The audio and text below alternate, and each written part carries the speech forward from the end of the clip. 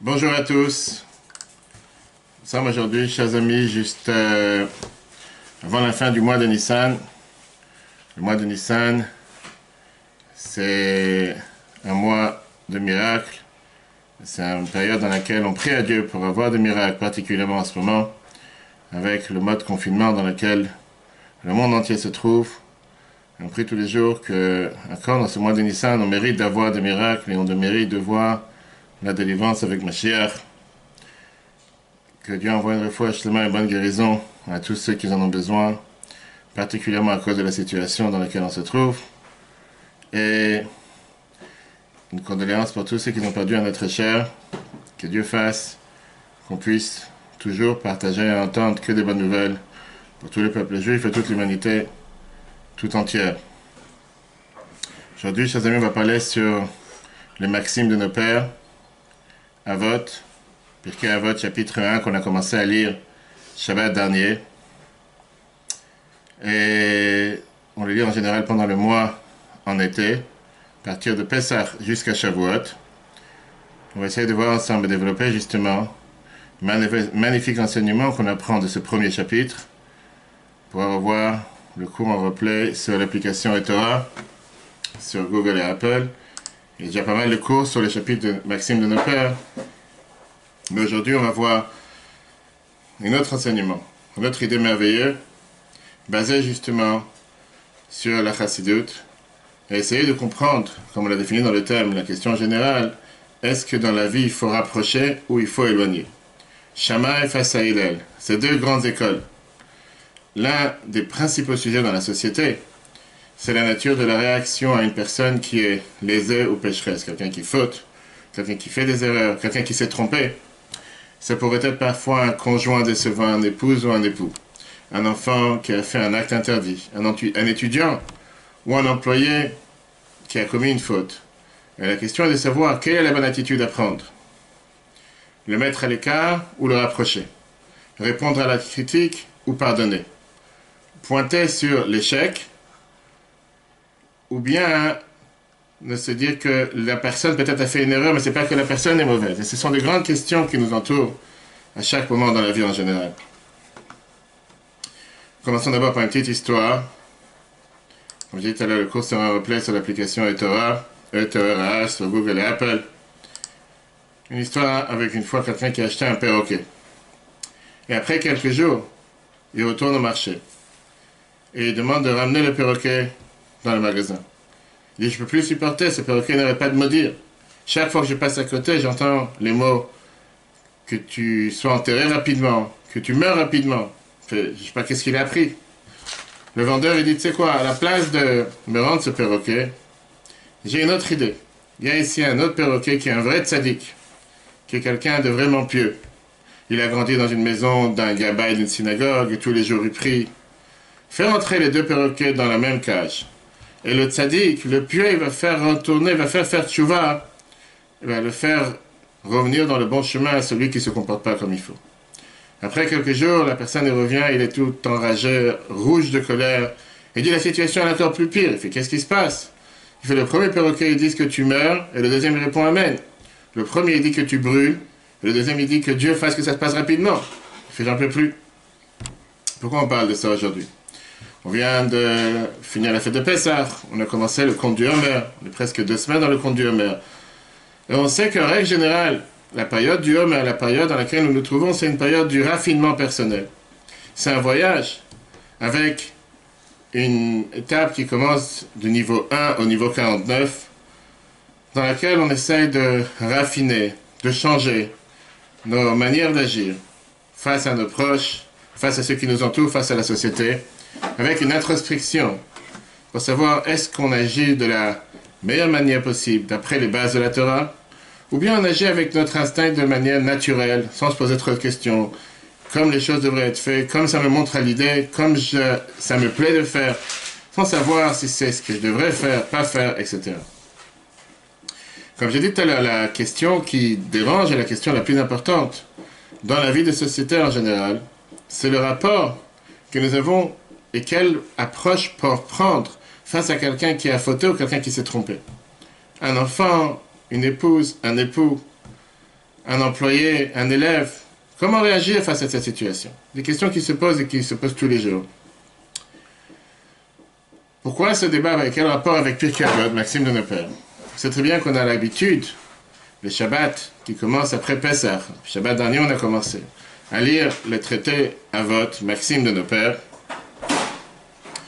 Et une des raisons pourquoi on lit ce traité, c'est pour justement être comme un vaccin contre les désirs matériels, les désirs corporels qu'on pourrait avoir dans les périodes de l'été, les périodes de chaleur.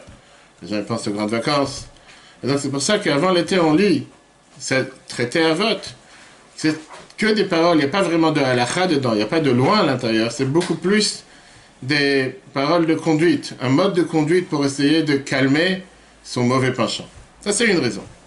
Il y a une deuxième raison pourquoi on lit le traité Avot, parce que c'est ce qu'on appelle, c'est en vérité des lois de derech eretz, de manière comment se comporter. Comment se comporter entre une personne et une autre. Et il n'y a pas une meilleure préparation à recevoir la Torah qu'on va recevoir si Dieu veut Shavuot. Comme la Torah nous dit que derech eretz kadma la Torah. La politesse, le savoir-vivre, comment se comporter, ça devance même la Torah. Et donc ce traité vient nous enseigner une base fondamentale dans la vie.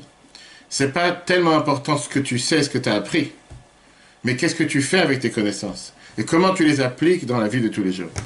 Regardons ce que le Midrash Shmuel nous dit sur le traité Avot.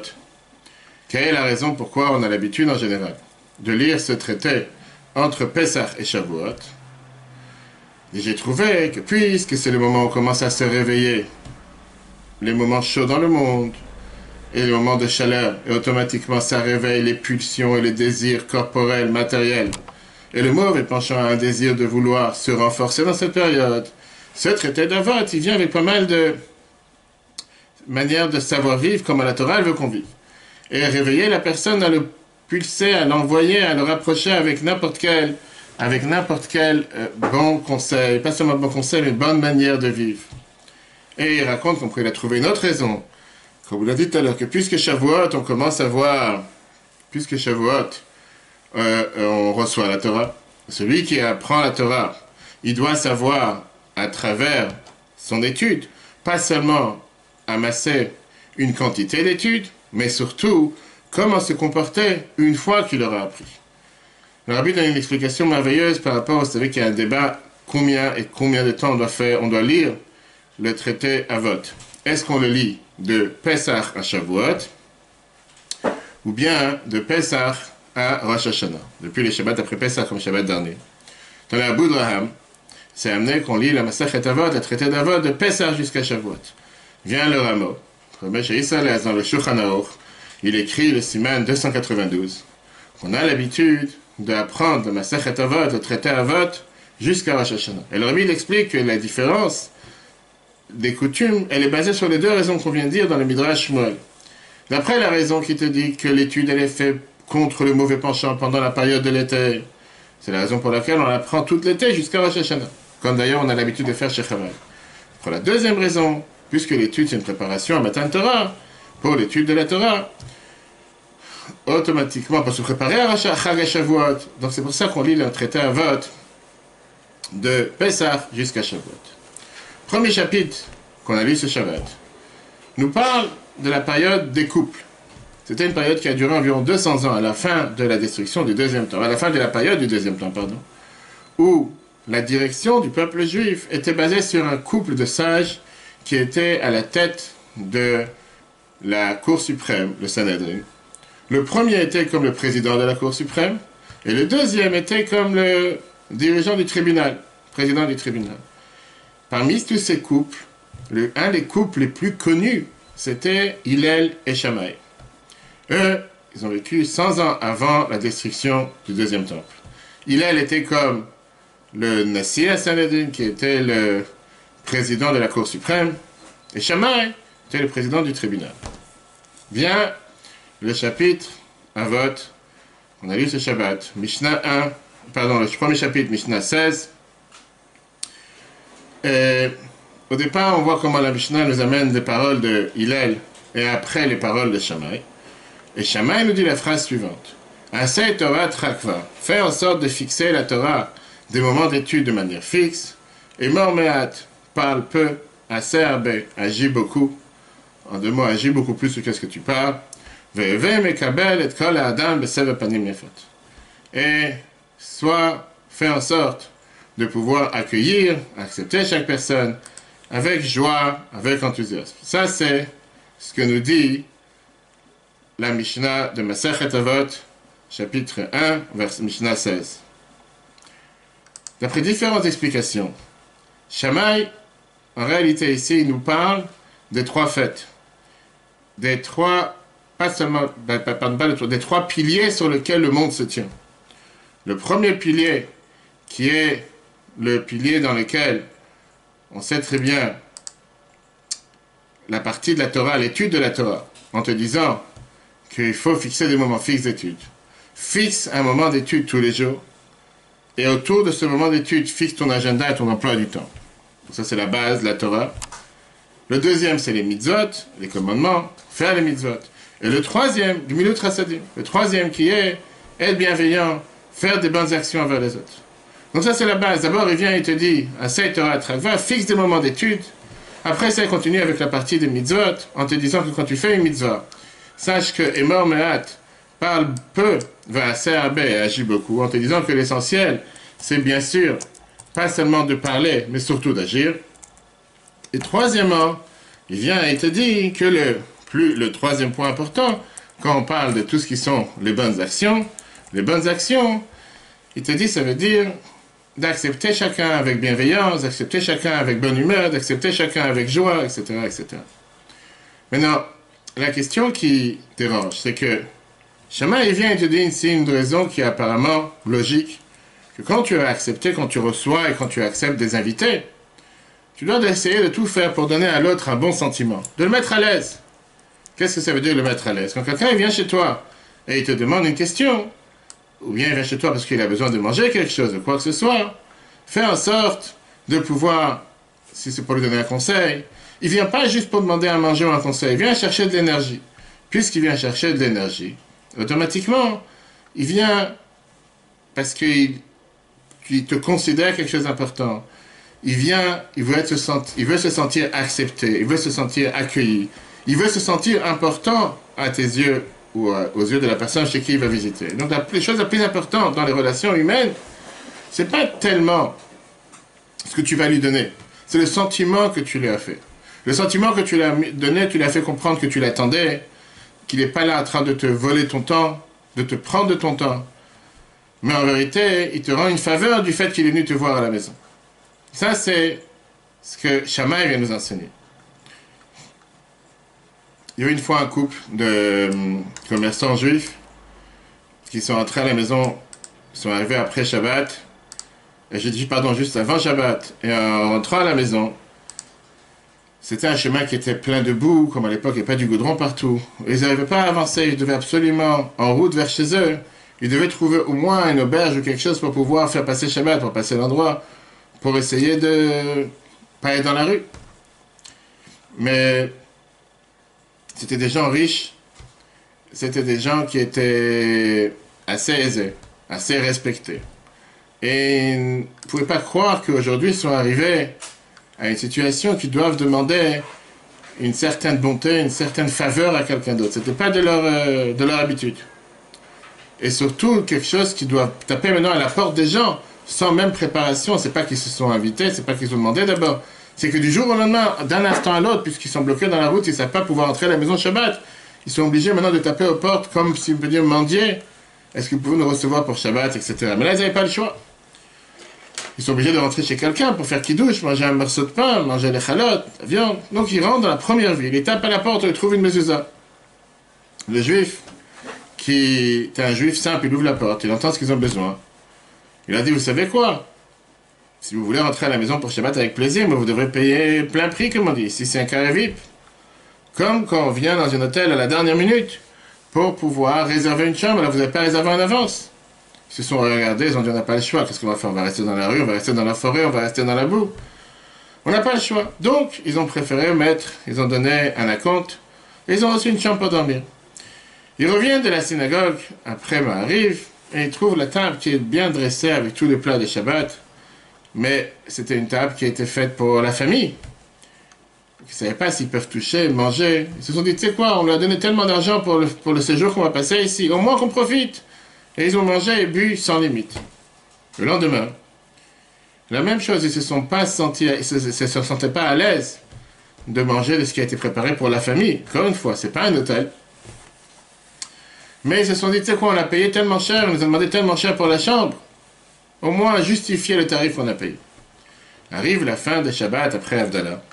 Et le juif, il sort l'argent et il leur rend entièrement. Alors, ils n'ont pas compris, pourquoi tu nous as demandé cette somme hier? Pourquoi tu nous as demandé de payer comme si on était ici dans un hôtel 5 étoiles, carré VIP, une suite? Et le juif dit la chose suivante. J'ai vu que vous étiez des gens importants.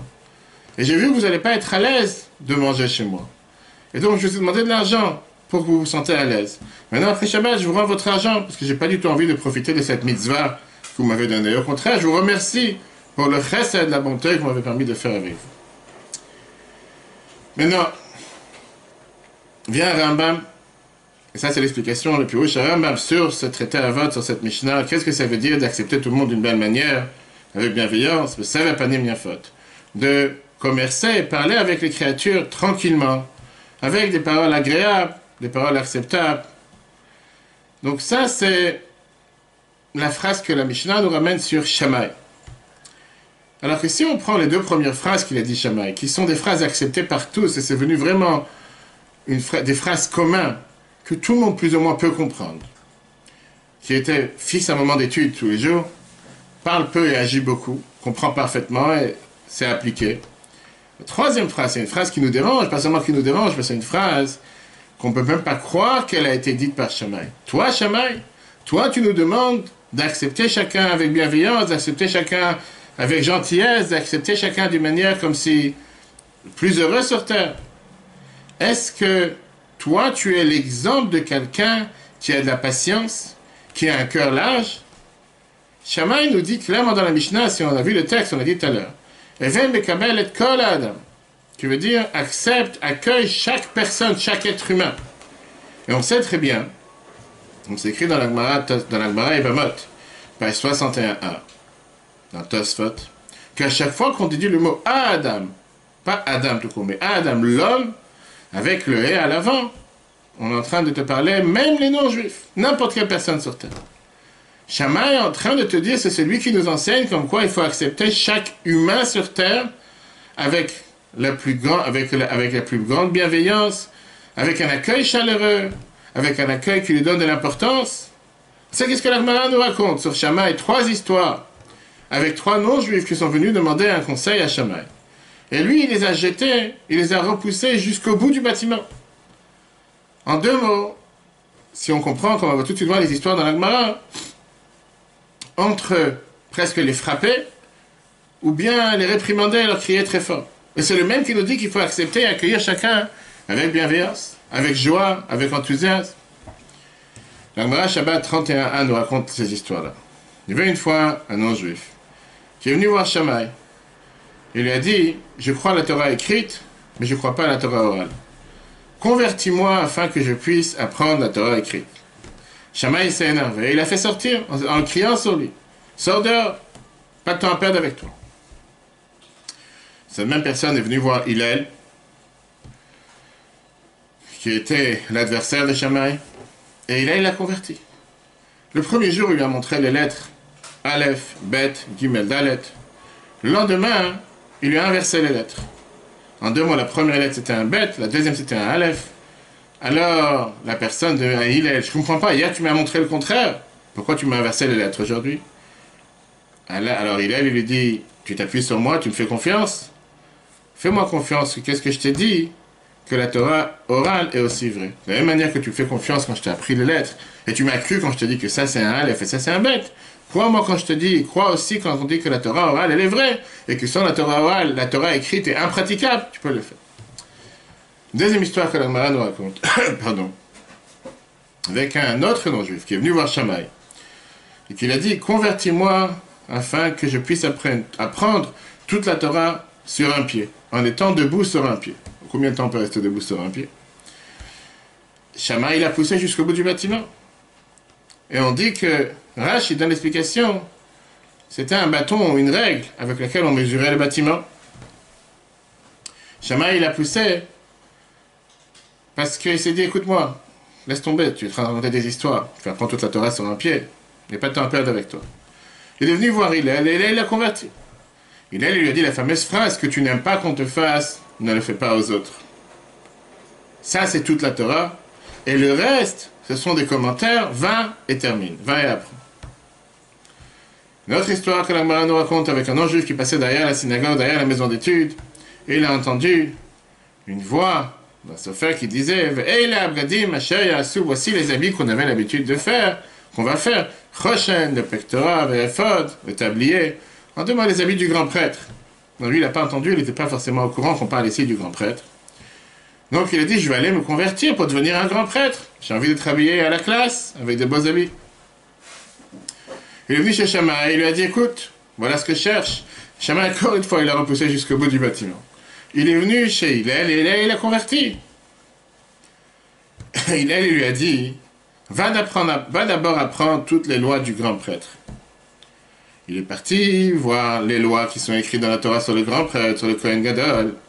Et là-bas, il a vu que c'est écrit un verset, V'azar akarev yumat. L'étranger qui se rapproche de l'endroit où se trouvait l'Arche Sainte, le Saint des Saints, il va mourir. Alors il s'est dit, si déjà un étranger, il risque d'avoir une peine de mort ou de mourir en s'approchant du Saint des Saints, moi, un simple converti qui vient avec son bâton et son sac, a plus forte raison que je risque de mourir. Voilà les trois histoires que la Gemara nous raconte sur Hillel et Shammai par rapport à ces trois non-juifs qui sont venus demander de se convertir et les différentes approches qu'il y a eu entre Hillel et entre Shammai, le fait que Shammai, à chacun, il les a reportés, les a repoussés, alors que Hillel, il a chacun, au contraire, agi avec lui, envers lui en bienveillance, et même il a agi comme pour le convertir, après le reste de ce qui s'est passé, etc. On n'est pas en train de dire qu'il a converti tous ces gens-là sur un coup de pied, sur un coup de tête. Non, bien sûr que c'était la suite, mais ce n'est pas le moment d'élaborer, de raconter tous les détails de toutes ces histoires, et ce qui en a suivi. La Gemara termine qu'une fois, ces trois personnes se sont rencontrées, et ils ont dit ensemble que la dureté, la sévérité de Shammai, le fait qu'il était tellement sévère, elle voulait, en réalité, nous faire peut-être disparaître, nous faire partir de ce monde. Alors que l'humilité d'Hillel, c'est elle qui nous a rapprochés sous les ailes de la divinité. Tout ça pour dire que c'est quand même bizarre que cette personne qui agit de cette manière, qui s'appelle Shammai, lui, il est celui qui nous dit dans la Mishnah comme quoi tu dois accepter chacun avec de belles manières, avec bienveillance, avec joie. Comment est-ce possible alors que lui, il est le symbole de tout ce qui représente être sévère, la crainte, la peur. Plus que ça, on voit comment dans Masechet Avot, on sait très bien que dans le traité Avot, plein de fois on ne dit pas le nom de celui qui parle. Et à la place on dit Ouaya Omer. Lui il avait l'habitude de dire. Et c'est connu l'explication que le traité Avot a choisi de chaque sage qui existait à l'époque, comme on l'a dit tout à l'heure. Ces couples de grands savants qui existaient à l'époque. Au temps du deuxième temple, la phrase qui reflète sa personnalité en une synthèse. Qui il est cette personne? Et c'est pour ça qu'on dit, lui il avait l'habitude de dire, en deux mots, ça c'est ce qui vient nous cataloguer ou catégoriser qu'est-ce qu'il est. Comment a décidé Rabbi Yehuda Hanassi, l'auteur de la Mishnah, le maître de la Mishnah, quelles sont les deux phrases qui viennent refléter, par exemple, qui est Rabbi Yochanan ben Zakkai ou qui est Rabbi Akiva? À la place de dire Hu Haya Omer, ça c'était la phrase qu'il avait l'habitude de dire en deux mots. Ça c'était son mode de vie, ça c'était sa manière d'agir, ça c'était la spécialité de cette personne. Ça c'est en deux mots si tu veux le cataloguer ou le décrire en un instant, en une phrase.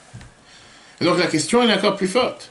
Comment de la personnalité dure, sévère, qui fait peur de Shammai, la phrase avec laquelle on veut le cataloguer, avec laquelle on veut le décrire, c'est qu'il te dit, sois capable d'accepter n'importe quel être humain, comme on l'a vu tout à l'heure, pas seulement des juifs, mais même les non-juifs, avec bienveillance, avec humour, alors qu'on sait que dans les faits, dans les actions, d'après ce qu'on vient de voir, les histoires que la Gemara nous raconte, c'est tout à fait le contraire. On va voir qu'en réalité, ce problème n'était pas seulement un problème qui dérangeait Shammai envers les non-juifs, mais c'était quelqu'un qui était, on va dire, un personnage perfectionniste, qui cherchait la perfection et qui n'était pas prêt à aucun instant à chercher quelque chose de moins de la perfection. Quelqu'un qui était énormément dur et sévère avec soi-même. Chachamim nous raconte sur la manière comment il avait l'habitude de faire les mitzvot. De manière si pointilleuse. Par exemple, la Torah nous dit que c'est écrit Zachor et Yom HaShabbat le Katsur. On a le devoir de se souvenir le jour du Shabbat pour le sanctifier. Shammai pensait que toute la semaine, on doit se souvenir le jour du Shabbat. Ce qui veut dire chaque jour, je dois vivre avec dans la tête se préparer pour Shabbat. Et donc dimanche, il allait au marché. Et quand il allait acheter une vache qui était une vache grasse, il trouvait une vache grasse, il s'est dit, ah, je vais l'acheter cette vache pour pouvoir avoir à manger à la maison. Le lendemain, il passait au marché et trouvait une vache plus belle. Il disait, je vais acheter la nouvelle et je vais manger la première. Pourquoi? Comme ça, la plus belle, je la garderai pour Shabbat. Le lendemain, la même chose. À chaque fois qu'il trouvait quelque chose à côté de ça, chaque jour de la semaine, il vivait avec Shabbat. Il vivait avec l'idée que tout ce que je peux trouver de plus beau pour Shabbat, je vais garder pour Shabbat. Encore une histoire que la Mishnah nous raconte. Dans la Gemara Souka, page 2, chapitre 2, la Mishnah, chapitre 2, Mishnah 8, qu'une fois sa belle-fille a accouché avant la fête de Sukkot. Shammai est parti casser le toit de la maison qui était sous l'endroit où dormait le bébé pour mettre du srach, ce qu'on a l'habitude de recouvrir la souka, cette couverture qu'on met en général à base de plantes, à base d'arbres, à base de végétal. Comme ça, l'enfant il pourra manger dans la souka, alors que sa mère est totalement quitte, elle n'a pas besoin de faire. Un troisième point qui vient nous montrer sur la sévérité, la dureté de Shammai. Comment il cherchait et recherchait à chaque fois seulement la vérité, mais dire la vérité en face, même si ça peut blesser une personne. Fameux débat que la Gemara nous raconte, la Gemara Ktuvot, page 16b, sur le fameux débat qu'il y a, comment danser face à une kala, face à une jeune mariée. En deux mots, la Gemara demande, qu'est-ce qu'on fait dans le cas où un khatan, un jeune marié, il demande de ses amis, qu'est-ce que tu en penses de ma fiancée, de ma femme? Et un d'entre eux, il sait qu'il y a des choses qui ne sont pas bien avec cette femme. Vient Beth Hillel, la maison de Hillel, et Hillel dit qu'on doit toujours dire Kala Naev Achasuda, que cette Kala, elle est merveilleuse, elle est très belle, elle est pieuse. Changer même de la vérité. Le plus important, c'est d'essayer de faire en sorte que le mari et la mariée restent ensemble, d'avoir la paix dans le couple. Maintenant qu'ils sont en train de se marier, qu'est-ce que tu vas lui dire? Ils sont en train de se marier, ça ne sert à rien de dire qu'elle est moche, elle n'est pas belle. Viens Beth Shammai, et lui il te dit non, tu dois dire la vérité à chaque instant. Kala que mochi. Dis les choses telles qu'elles sont, elle est moche. Si le marié te dit qu'est-ce que tu en penses de ma femme, est-ce que tu aimes sa robe, tu dis non, elle est très moche. Si le marié te demande qu'est-ce que tu penses de ma femme, est-ce qu'elle est splendide, tu fais non, je ne peux pas la supporter. Ça c'est ce que Beth Shammai te dit. Donc encore une fois, c'est pas seulement qu'il a cette manière d'agir, cette sévérité, cette dureté face aux autres, mais c'était quelqu'un qui était tellement, voulait chercher la perfection pour soi-même, tellement dur avec lui-même, tellement sévère avec soi-même. D'où vient ce mode de conduite? Et quelle est la différence avec son adversaire, Hillel? Et surtout, comment ça peut fonctionner avec sa base, la phrase monumentale que Rabbi Yehuda a décidé de nous dire dans Pirkei Avot sur Shammai? Sache que lui, sa devise dans la vie, c'était d'accepter tout le monde avec bienveillance, d'accepter tout le monde avec joie, d'accepter tout le monde avec enthousiasme, alors que dans les faits, quand la Gemara nous raconte ce qu'on vient de voir, pas seulement par rapport à Shammai, mais par rapport aux autres, mais par rapport même à lui-même, qu'il était totalement à l'envers et totalement à l'inverse de ce qu'il prêchait à longueur de journée. Avant de rentrer dans les détails de la réponse, regardons d'abord une histoire intéressante par rapport au deuxième cas qu'on a mentionné tout à l'heure de la Gemara. Le deuxième cas que la Gemara Shabbat nous racontait à la page 31a, le cas sur ce fameux deuxième non-juif, qui est le plus connu parmi les trois qui ont voulu se convertir. Et c'est un rapport avec ce qu'on va lire dans le Shabbat la semaine prochaine, pas ce Shabbat, la semaine prochaine, dans la paracha Kedoshim, dans laquelle on voit le fameux verset qui nous dit « Ve'afta l'ereacha kamocha, tu aimeras ton prochain comme toi-même ». Oui, c'est pas un adage Lubavitch, c'est une phrase qui est écrite dans la Torah, on a tous le devoir d'aimer l'un comme l'autre. Le non-juif est venu voir Shammai et Hillel, en leur demandant qu'il va prendre toute la Torah sur un pied. Hillel lui a répondu, on a vu tout à l'heure, ce que tu n'aimes pas qu'on te fasse, ne le fais pas aux autres. Et tout le reste, ce sont des commentaires. En deux mots, continue et va apprendre. Les questions que tout le monde demande. Si les Chachamim viennent et nous citent ce non-juif qui est venu se convertir, certainement qu'on parle de quelqu'un de sérieux, à tel point que même les Chachamim dans la Gemara sont en train de débattre sur lui. Le fait est qu'on sait très bien qu'à la fin, il s'est converti. Et donc, comment est-ce possible que quelqu'un de si sérieux a cherché à apprendre toute la Torah sur un pied? La Torah, elle est limitée. Ça fait des milliers d'années qu'on a assis les plus grands du peuple juif en train d'essayer de déchiffrer, de décrire, de comprendre chaque lettre, chaque couronne qu'il y a sur la Torah, dans le rouleau de la Torah. Comment quelqu'un peut venir, quelqu'un qui est censé être sérieux, chercher à vouloir apprendre la Torah sur un pied? Deuxième question. Quelle est cette phrase qui lui a répondu? Hillel. Ce que tu n'aimes pas qu'on te fasse, ne le fais pas aux autres, ça c'est toute la Torah. D'abord, c'est pas toute la Torah. Ça fait partie des mitzvot sociétales, comme la tzaka, bonnes actions, mais l'autre se dit, mais quel rapport avec Shabbat? Quel rapport avec Kippour? Quel rapport avec la cacheroute qu'on a vu la semaine dernière? Merveilleux cours qu'on peut revoir sur l'application eTorah, eTorah sur Google et Apple, mélanger le lait et la viande. En quoi ça a à voir avec ce que tu n'aimes pas qu'on te fasse, ne fais pas aux autres? Quel rapport? Troisième question. Il a terminé sa phrase en disant, et maintenant, une fois que tu as la base, va continuer à apprendre. Automatiquement, ce qu'il a cherché à apprendre toute la Torah sur un pied.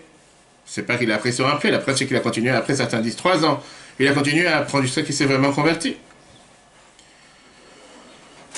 Il y a une explication merveilleuse du Tzma de Chaye, un rave important qui écrit pas mal de livres en Hongrie, dans la période où existait le Khatam Sofer, il y a 200 ans. Et c'est justement la question qu'il pose en disant, cette personne qui a cherché à vouloir se convertir, qu'est-ce qu'il a voulu, quelle folie lui passait par la tête pour dire je cherche à apprendre toute la Torah sur un pied? C'est comme si quelqu'un va apprendre pour le bac ou quelqu'un va apprendre pour devenir un chef cuisinier et rentre dans le premier jour dans l'établissement alors qu'il sait qu'il doit passer maintenant 8 mois d'études et dit apprends-moi comment devenir le meilleur chef pâtissier en un jour. C'est très bien que c'est un rigolo, personne ne va le prendre au sérieux. Et ce qu'il lui a répondu, va continuer à apprendre, on sait que la personne a continué et est partie apprendre. Automatiquement, la personne n'a pas appris toute la Torah sur mon pied. Il vient et nous dit la chose suivante. Regel, en hébreu, quand il a dit al-regel achad, apprendre sur un pied, regel veut aussi dire dans le chumash, dans la Torah, une fois. C'est très bien que shalosh regalim, quand la Torah elle emploie le mot shalosh regalim, veut dire aussi parfois 3 fois. On voit ça avec l'ânesse de Bilam, par exemple. L'ânesse de Bilam qui s'est plaint à Bilam en lui disant Lama ekitani, pourquoi tu m'as frappé? Ça fait 3 fois que tu m'as frappé. C'est shalosh regalim. Donc on voit que parfois ça peut dire 3 fois. Ce non-juif qui est venu et qui a posé la question, et qui est parti voir Shammai en disant à cette question profonde, je cherche à apprendre la Torah sur un pied. Sa question, elle était comment je peux mériter de pouvoir accomplir toute la Torah en un instant? Ça, c'était sa question. En 2 mois, avec une visite sur terre, sans avoir besoin de venir encore une fois, et sans avoir besoin d'avoir une autre réincarnation. C'est très bien que dans le monde, il y a des mitzvot qui appartiennent à Israël, il y a des mitzvot, des commandements qui appartiennent au Kohen, il y a des mitzvot qui appartiennent au roi. C'est impossible qu'un juif fasse les 613 commandements en une seule fois. Parce que où tu es un Israël, où tu es un Kohen, où tu es un roi. De l'autre côté, on sait très bien que dans la Neshama, il y a 613 membres.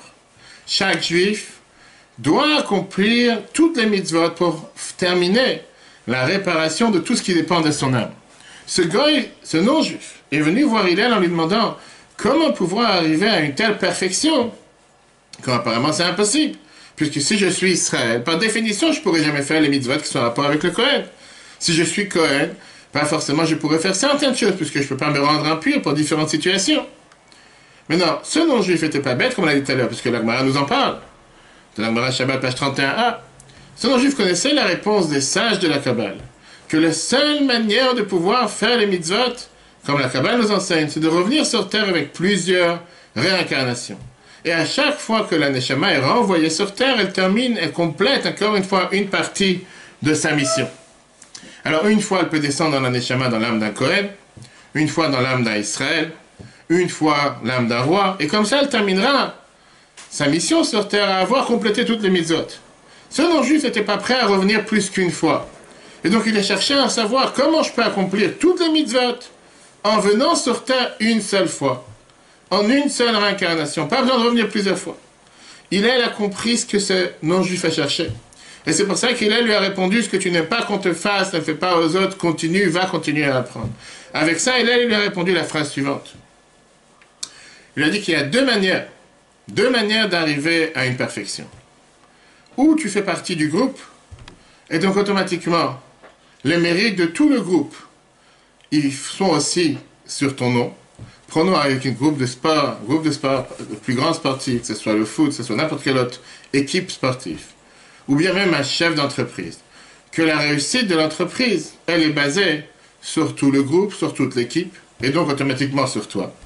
Et donc quand un juif aide un autre juif à faire une mitzvah, automatiquement il fait partie de tout le peuple juif, et donc toutes les mitzvahs sont aussi incluses sur son nom. Le rabbi ramène ça par rapport à ce qu'on a l'habitude de terminer chaque année, il y a une tête qui se lève d'apprendre un traité de Gemara. Et le rabbi dit que clairement, que par ça que chacun il apprend un traité, automatiquement, par ça que tout le monde s'unit et apprend chacun son traité, ça fait comme si on est considéré que tout le monde a appris tous les traités de Gemara tous ensemble. Quand il a dit à ce non-juif, maintenant continue à apprendre. Je lui ai dit par ça que tu vas continuer à apprendre les autres parties de la Torah, comme on a parlé longuement dans le cours il y a 2 semaines. Et on sait très bien ce que la Torah nous dit, que quand tu apprends les lois de sacrifice de Khatat, c'est comme si tu as amené un sacrifice Khatat. Et quand tu apprends les lois de sacrifice de Ola, c'est comme si tu as amené un sacrifice Ola. Et c'est exactement la même idée que Rabbi a parlé longuement.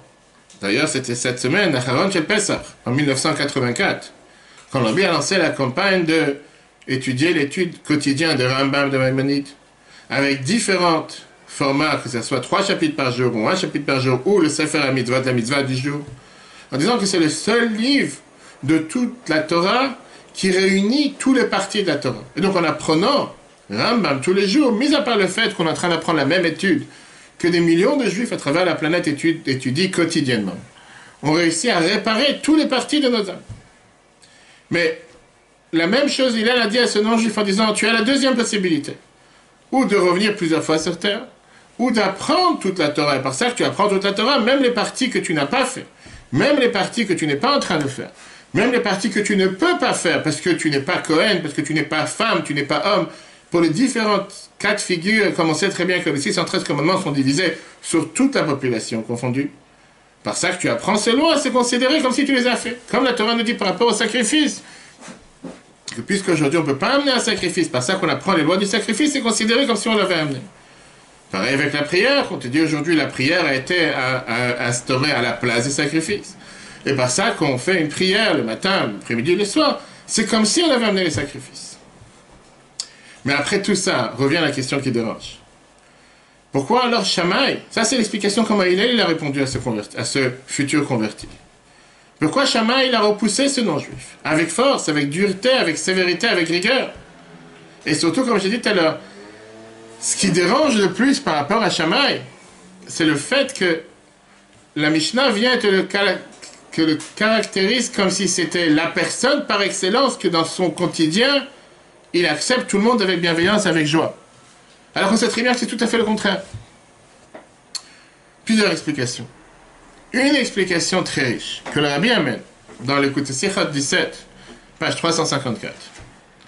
Shammai était quelqu'un qui était très bienveillant. C'était quelqu'un qui acceptait tout le monde de manière très chaleureuse, à tel point qu'il était prêt même à rencontrer des personnes libéraux, réformes, en deux mots des gens qui pas forcément étaient intéressés à devenir juifs. Ces 3 non-juifs qui sont venus le voir ne lui ont pas demandé une assiette de soupe ou ils ont voulu avoir un numéro de téléphone. Ils sont venus le voir en lui disant qu'est-ce qu'on peut faire pour changer la Torah? Qu'est-ce qu'on peut faire pour faire des modifications dans la Torah, l'adapter à nos jours? Oui, dans les anciens temps, on ne pouvait pas prendre un micro-Shabbat, mais aujourd'hui c'est beaucoup plus à l'aise, beaucoup plus sympa, pourquoi pas? Et c'est à ça que Shammai s'est opposé. Et le Rabbi explique ça dans les détails par rapport aux 3 histoires. Que le premier, il s'est dit j'ai envie d'avoir seulement la Torah écrite. Le deuxième, il a dit j'ai envie d'avoir seulement la Torah sur un pied. Le troisième, il a dit je voudrais moi-même devenir grand prêtre, comme on l'a vu dans la Torah avec Korach. Je ne suis pas d'accord que c'est seulement quelqu'un d'autre.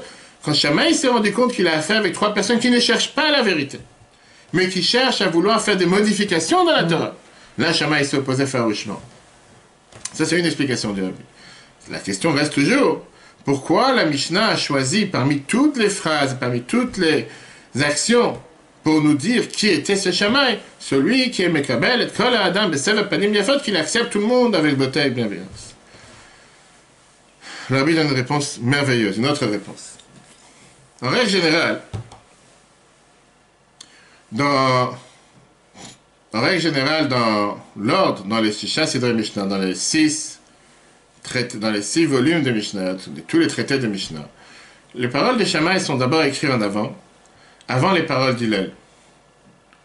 Et quand il y a une différence, ou quand la Torah, elle essaie de faire quelque chose pour montrer que c'est pas comme ça, alors elle explique quelle est la raison derrière. Une des explications qui est amenée dans le Rib, commentateur de l'Agmara, dans l'Agmara Eruvin, page 13b, que Hillel et ses élèves, étaient des gens qui étaient humbles et qui étaient pauvres. Et donc ils avaient toujours l'habitude de vouloir parler et faire savoir aux autres qu'est-ce que dit Shammai, leur adversaire, et après dire ce qu'ils avaient à dire. Là, dans cette Mishnah, dans Pirkei Avot, l'ordre a été totalement changé. D'abord, elle amène les paroles de Hillel, et après ça, les paroles de Shammai. Pourquoi? Parce que Shammai a dit ce qu'il a dit une fois qu'il s'est rendu compte de la vérité, de la justice de ce qu'a dit Hillel. Ce que celui qui a mis en place les Mishnah qui voulait nous enseigner, c'est que quand Shammai il a vu ce que Hillel a fait avec ses 3 convertis, il a compris que Hillel avait raison. Et puisqu'il a compris que Hillel avait raison, il s'est dit, vaut mieux donner confiance à l'autre, voir ce qui nous réunit plutôt que de voir ce qui nous différencie. La Bible n'explique pas dans cet endroit précis les détails, mais sur la base que la Bible explique dans beaucoup d'endroits, on peut dire que ça c'est exactement la pensée chassidique. C'est même la pensée de la chassidoute, qui veut dire Dieu a construit le monde avec deux forces opposées, 2 forces contraires. Chesed et Gvura. Ce qu'on est en train de voir ces jours-ci, on est dans la semaine de Gvura. La semaine dernière, dans le Homer, on a parlé de la tribu de Chesed, de bonté, là on parle de la tribu de rigueur. C'est quoi Chesed? Qu'est-ce que ça veut dire la bonté? C'est en règle générale s'étaler, se rapprocher, être large. Gvura, c'est plus la personne qui est introvertie, qui s'éloigne, qui s'enferme sur soi-même. Pour s'avancer dans la vie, et pour avancer dans la vie tout court, on a besoin des 2 mouvements. Parfois, on doit se rapprocher, et parfois, on doit s'éloigner. Parfois, on doit se donner vers l'autre, et parfois, faire 2 pas en arrière. Les humains autour de nous sont divisés en 2 groupes. Il y a des personnes de chesed, qui sont des personnes que, par définition, ils cherchent à voir comment rapprocher chacun. Ils cherchent à voir le bien dans chaque situation. Ils cherchent à voir le bien dans chaque situation qui se passe avec eux ou avec l'autre, ou avec n'importe quelle rencontre qu'ils ont. Ils cherchent toujours à se rapprocher, à s'étendre. Ils vont toujours trouver qu'est-ce qui rassemble, qu'est-ce qui unit les uns les autres. Ils sont toujours à l'aise dans n'importe quelle situation. Ils peuvent se mélanger dans la société de manière très facile et de manière naturelle. Ils ont toujours le sentiment qu'on les a toujours attendus. Et c'est toujours agréable d'entendre leur entourage. Et il y a des personnes qui sont des personnes de gvura, de dureté. C'est des personnes qui s'enferment. C'est des personnes qui regardent sur la vie avec un aspect extérieur. Ils préfèrent être qu'avec eux-mêmes. Et c'est des personnes qu'ils vont toujours réaliser, remarquer ce qui différencie entre eux et les autres. C'est des gens qui sont beaucoup plus introvertis. Et donc, à leurs yeux, va monter toujours à la surface ce qui différencie les uns des autres. Le chemin différent des uns entre les autres. Ou le pont qu'ils devraient prendre pour essayer de s'écarter d'une personne ou d'une autre. Et c'est la raison pour laquelle ces personnes-là, qui sont des personnes en général de tempérament gvura, ils sont beaucoup plus demandeurs, ils cherchent la perfection, parce qu'ils sentent toujours qu'il y a cette distance, une énorme distance entre eux et Dieu, ou entre eux et la mission qu'ils doivent accomplir, ou le but auquel ils veulent arriver. Ils ne vont jamais sentir comme s'ils sont arrivés au but auquel ils devraient arriver. Ils se sentent comme s'ils sont toujours au début du chemin, et ils cherchent toujours à vouloir s'élever de plus en plus, et ils ne sont jamais contents de leur propre situation. Première définition et la première expression de ces 2 contraires, de ces 2 forces contraires, la Torah nous les décrit avec les patriarches Abraham et Yitzhak. Abraham était la perfection de ce qu'on appelle l'emblème par excellence de chesed, de bonté. C'était quelqu'un qui était très ouvert, c'était quelqu'un qui était très bienveillant et accueillant envers tout le monde. Il a ouvert sa tente devant 3 invités qui avaient l'air comme des passants à l'époque, qui n'étaient pas du tout juifs ni quoi que ce soit, et propageait sa foi, le monothéisme à tous. Yitzhak était quelqu'un qui était enfermé. Yitzhak était quelqu'un qui était renfermé sur lui-même. Yitzhak était quelqu'un qui n'est pas sorti d'Israël, qui n'est même presque pas sorti de la maison. La Midrash le raconte comme quoi il est devenu aveugle de la fumée de l'idolâtrie des femmes de Esav. Ça lui faisait tellement mal qu'il y a quelqu'un qui peut faire une telle bêtise que ça lui a causé que lui-même est devenu, à cause de ça, handicapé. Alors qu'il aurait pu très bien sortir. Oui, il y a quelque chose de mal qui se passe, qui t'a demandé de rester. Va ailleurs. Quand on arrive à nos personnages de cette Mishnah, qui sont Hillel et Shammai, Shammai n'était pas quelqu'un de mauvais, que Dieu nous en préserve. De la même manière que Hillel n'était pas quelqu'un de populiste qui cherchait à aplatir toutes les différences, à faire en sorte qu'on accepte tout le monde, n'importe quelle personne qui demande quoi que ce soit. Oui, tu vas prendre la Torah sur un pied. Oui, tu veux faire les mitzvot, tu veux pas faire, il n'y a pas de différence. C'est pas du tout ça qu'était Hillel. Shammai était l'expression de cette rigueur divine qu'il y a sur terre. Et donc, Shammai se disait que puisque c'est par définition quelqu'un qui est introverti, quelqu'un qui est renfermé sur lui-même, il ne voit pas de lien entre lui et un non-juif. Lui, il va regarder les choses comme il les voit à la surface. Quand il voit quelqu'un qui vient les voir et qui lui demande de faire une concession ou de diminuer quoi que ce soit dans ce que c'est la religion ou la Torah, qui cherche à apprendre seulement la Torah écrite, ou bien il vient comme si en se moquant de toi, il veut apprendre toute la Torah sur un pied, la seule chose qu'il décide de faire, c'est de le renvoyer. Je ne suis pas là à perdre mon temps, je ne suis pas là à m'amuser avec des gens comme toi. Tu ne cherches pas à apprendre, tu n'es pas intéressé à apprendre. Tu cherches à te moquer plus qu'autre chose. Je n'ai pas le temps à perdre. Hillel, de l'autre côté, c'était quelqu'un, un homme de bonté. Quelqu'un qui ne regardait pas les gens à leur surface, mais voyait l'image divine qui est à l'intérieur de chacun. Et donc, quand une personne venait le voir, il n'entendait pas ce que la personne dit, mais il essayait de comprendre ce que la personne ressent. Il entendait quelqu'un de droit, quelqu'un de sérieux, quelqu'un qui, sincèrement, voudrait se convertir. Sauf qu'il a peur de faire le pas, et c'est pour ça qu'il essaie de trouver des shortcuts et de trouver des raccourcis. Hillel croyait réellement que si tu tends la main à l'autre, tu vas réussir à arriver à son intérieur et te renforcer sur toutes les difficultés. En fin de compte, Shammai a compris que Hillel avait raison.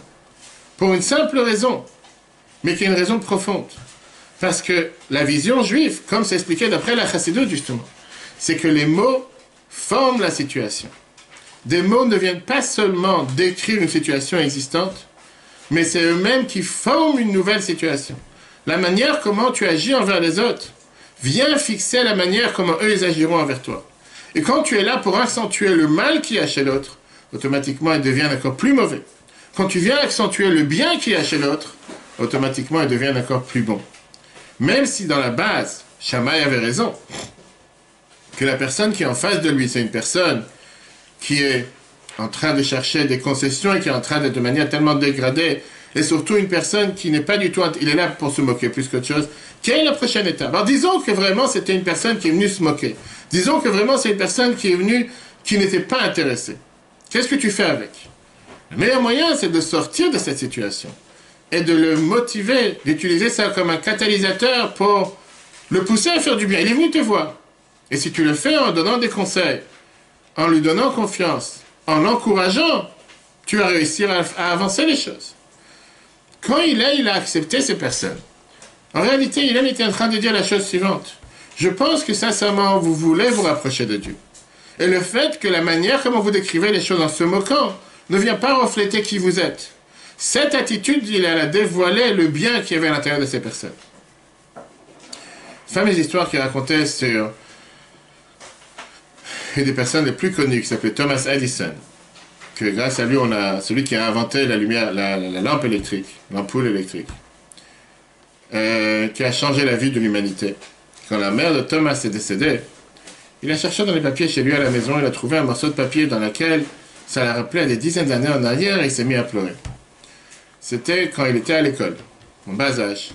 Thomas a reçu une fois un papier du prof, dans lequel c'était écrit de donner le papier à sa mère, puisqu'il ne savait pas lire ou écrire à l'époque. Donc il a demandé à sa mère qu'est-ce qui est écrit dans les papiers. Et sa mère a répondu, voilà ce qui est écrit.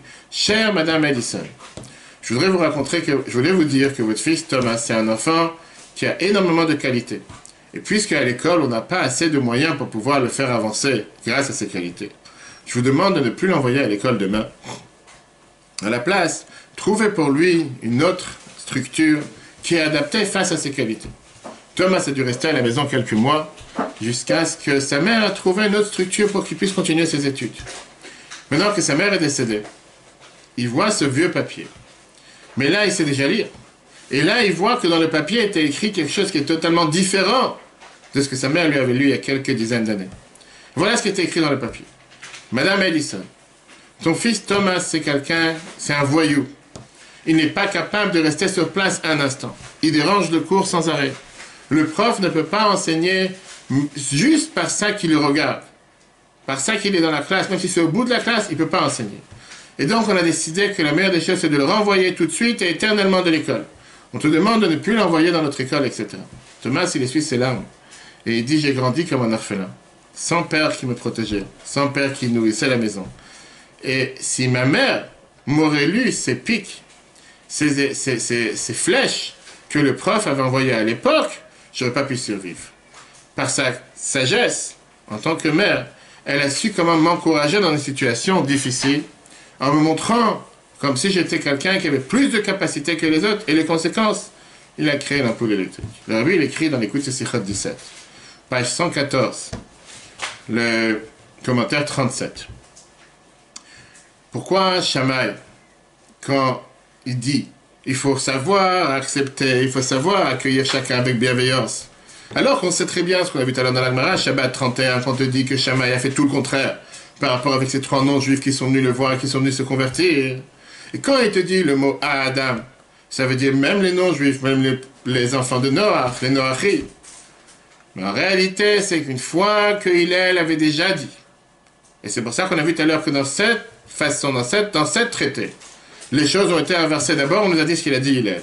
Dans la Mishnah 12, soit parmi les élèves d'Aaron, aime la paix, va rechercher la paix. Shammai, il a vu, ça a eu un impact sur lui. Que même s'il vient de ce monde de Gvora, même s'il vient de ce monde de dureté, il accepte en disant, je vais accepter chacun et je préfère accepter tout le monde avec bienveillance. On avait dit, maintenant on comprend pourquoi on a d'abord dit les paroles de Hillel avant Shammai. Pas comme en général, Agmara Chagiga, page 16a nous dit, qu'on dit toujours Shammai avant Hillel, parce que ce que Shammai a dit, c'est en conséquence, c'est un résultat de ce qu'il a vu, de ce qui s'est passé chez Hillel. Comment il a eu changé ces 3 convertis. Shammai s'est dit, je ne peux qu'adhérer à sa devise et agir de la sorte. Donc ça, le rabbi continue, merveilleuse dans notre explication. On écoute Sichot 5, page 45, avec quelque chose de très bizarre. Dans toute la Bible, tout le Tanakh, c'est pas un livre qui donne des louanges ou qui vient nous parler du bien de qui que ce soit. On ne voit pas des louanges sur Abraham, on ne voit pas des louanges sur Yitzhak, on ne voit pas des louanges sur Yaakov. On nous dit qu'est-ce qu'ils ont fait, qu'est-ce qu'ils étaient, mais sans plus. Il y a une des rares exceptions, avec Noé. La seule personne que la Torah vient nous décrire et la seule personne que la Torah vient nous dire comment il était quelqu'un de merveilleux, avec des louanges qu'on n'a même pas entendues sur Abraham ni sur Moshe. Voici les Toldot de Noach, voici les descendants de Noach. Noach était un tzaddik, Noach était un pieux dans sa génération. Dieu marchait avec Noach, c'était un tzaddik dans sa génération. Noach est la seule personne de tout le Tanakh, de toute la Bible, que la Torah le nomme tzaddik. Même Yosef, qu'on sait très bien qu'il a appelé Yosef à tzaddik, Yosef le juste. C'est dit seulement en allusion dans le livre de Amos. Là-bas on nous dit parce qu'ils ont vendu avec l'argent un tzaddik, on ne dit pas de qui on parle. Noach est le seul que toute la Torah vient et te dit clairement c'est un tzaddik, encore une fois un tzaddik. Le Maharal de Prague vient et demande la question. Combien de fois la Torah nous parle d'Abraham, de Yaakov, elle ne dit pas qui ils étaient. Ce n'étaient pas des tzadikim. Moshe n'était pas un tzadik. Et la question qui dérange encore plus, c'est que Noach lui-même n'était pas vraiment un tzadik. Pas seulement qu'il n'était pas un tzadik plus grand qu'Abraham ou de Moshe. Il était même plus mauvais que, plus bas, un niveau beaucoup plus bas. La Torah, elle vient, elle nous dit justement que c'était un tamim, c'était quelqu'un de parfait dans sa génération. Rashi vient nous expliquer. Qu'est-ce que ça veut dire, Bedorotor? Yesh dorshim ligna, il y en a qui nous disent que c'était justement pas pour nous parler du bien de Noach, mais pour nous dire que par rapport aux gens qui avaient dans sa génération, c'était effectivement quelqu'un de pieux. Mais si jamais il aurait été dans la génération d'Abraham, il aurait eu aucune valeur. Alors le rabbi nous explique pourquoi la Torah nous dit justement tellement de qualités sur ce Noach. La Torah, elle te dit d'un côté, je voulais parler par rapport à sa génération, mais c'est pas le tzaddik idéal qu'il faut imiter. Là, le cheikh, il vient et te dit que même le peuple juif n'est pas dans sa généalogie liée à Noach. Nous ne sommes pas des enfants de Noach, nous sommes des enfants d'Abraham. Alors que les enfants de Noach, c'est par rapport aux nations du monde. Parce que la Torah te dit que Noach n'est pas la personne idéale qu'on doit suivre. Comment se fait-il que la Torah te donne tellement de louanges sur lui? Viens, le Rabbi te donne cette explication merveilleuse. C'est pas que la Torah te dit qu'il était un tzaddik. La Torah te dit que Noach est un tzaddik pour le transformer en tzaddik. Pas pour venir te décrire une situation existante, mais pour créer cette situation. Noach se trouvait dans une situation qu'il n'y avait personne avant lui et personne après lui. Il est sorti vers un combat, vers une guerre contre l'humanité tout entière pour construire un arche qui va le sauver du déluge, alors que tout le monde allait se noyer dans le déluge. D'où il avait la force pour pouvoir se tenir, pour pouvoir remonter ce défi. C'était un simple tzaddik dans sa génération. Qu'est-ce que ça veut dire dans sa génération et que dans la génération d'Abraham, il n'avait aucune valeur?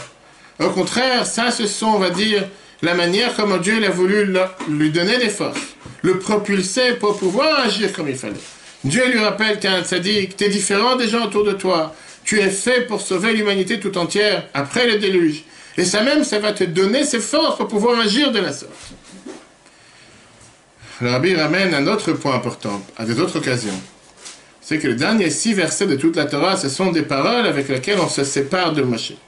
Et la Torah nous dit comment Moshe n'était pas vieux, Moshe n'était pas âgé, comme une personne âgée à l'âge de 120 ans, qu'il n'y avait pas un prophète dans le peuple juif aussi important que Moshe, qui a eu la chance de parler avec Dieu face à face.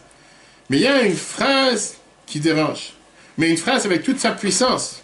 La Torah nous dit que le deuil, que le peuple juif s'est assis sur le décès de Moshe, ne s'est pas rapproché du deuil qu'il y a eu sur Aaron. Oui, tout le peuple juif, toute la génération a pleuré sur Moshe. Mais pas comme ils ont pleuré 6 mois plus tôt sur le décès d'Aaron. Rashi nous dit, tout le peuple juif, tous les béné Israël, les enfants du peuple juif, ont pleuré sur Moshe à Moab 30 jours. Mais chez Aaron, c'est écrit pas béné Israël, mais bête Israël. Toute la maison juive. Et Vayivku oto kol bet Israël, zecharim venekevot, des garçons et des filles. C'était les hommes et les femmes, pas seulement que les hommes.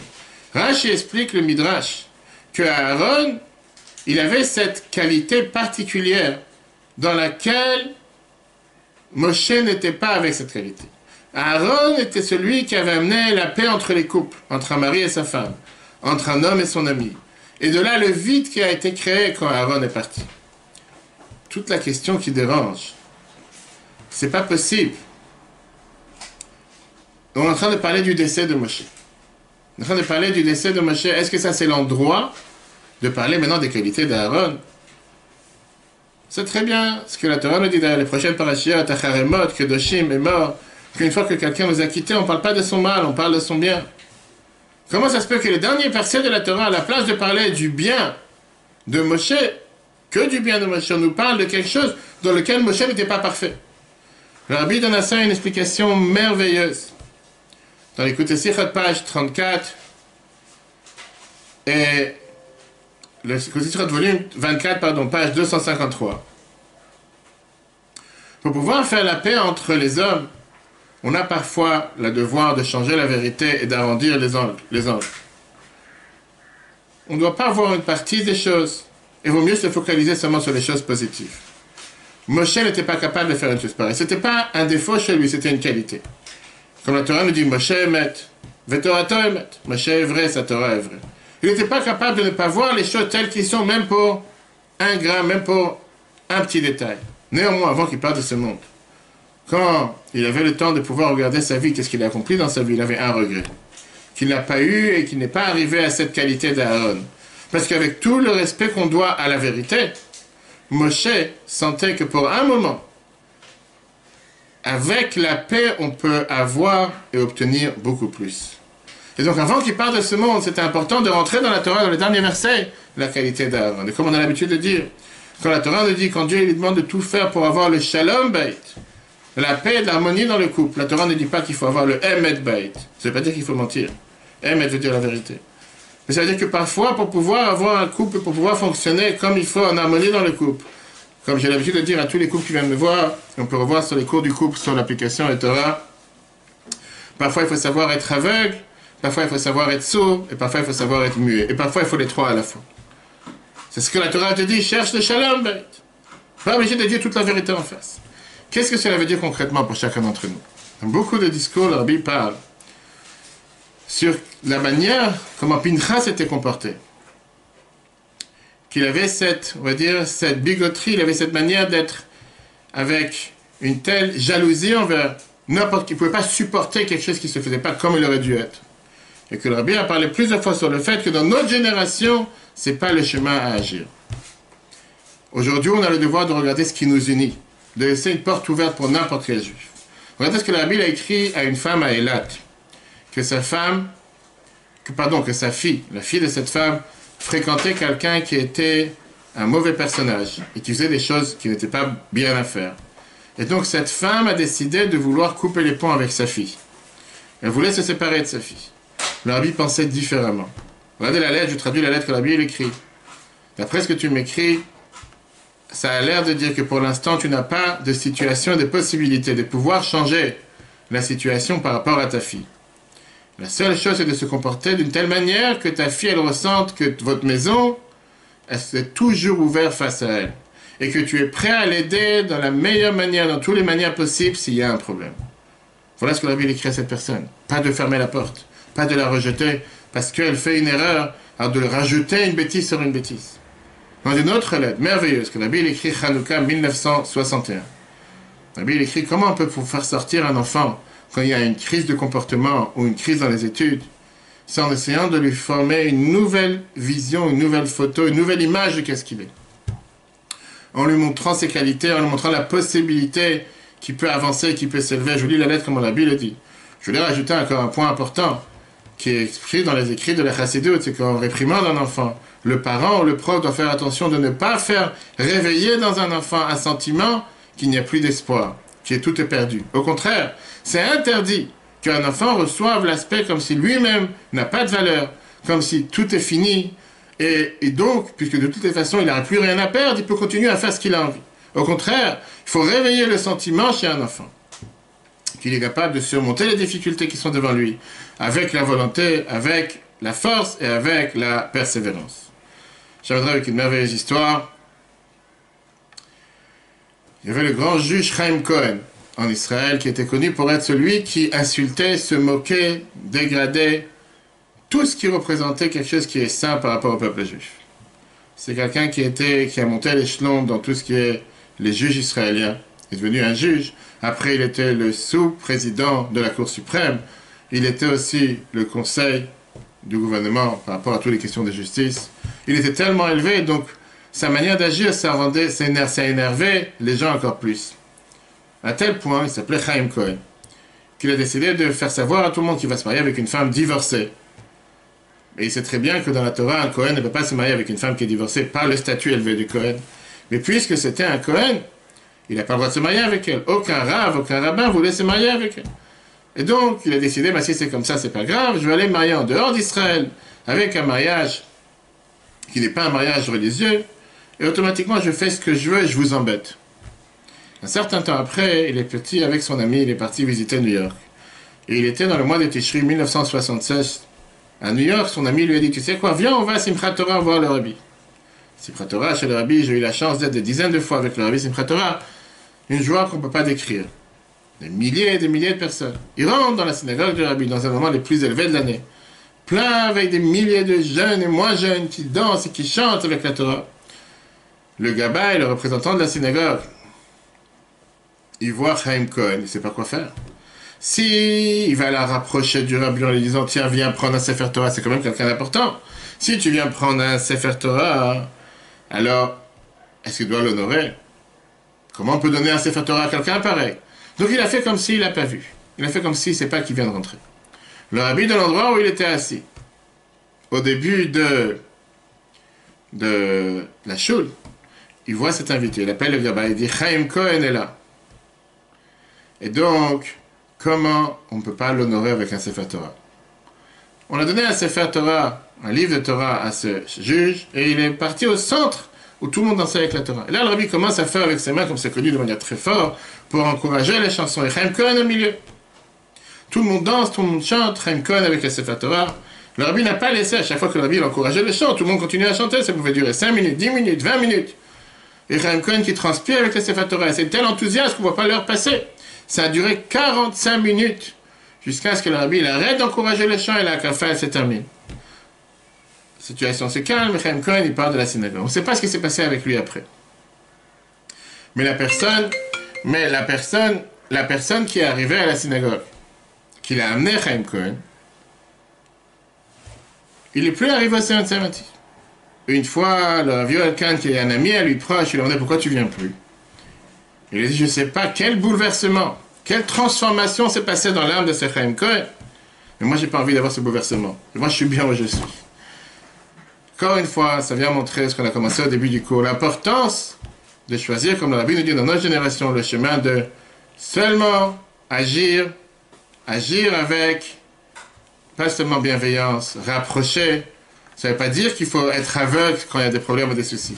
Mais la manière de faire, choisir la manière de chesed, la manière de bonté plus que la manière de rigueur. Le cours sera replay sur l'application eTorah. eTorah est sur Google et Apple. Que des bonnes nouvelles. Et que Dieu fasse que cette épidémie disparaisse de la planète. Et qu'on puisse tous ensemble se revoir très bientôt avec le vie de Mashiach. Encore avant le mois de Iyar, le mois de la guérison. Ani Hashem Rafecha. Et si Dieu veut, demain à 13h, on aura le cours de Tanya qu'on avait déjà arrêté avant la fête de Pessah. Très bonne journée à tous et à la semaine prochaine.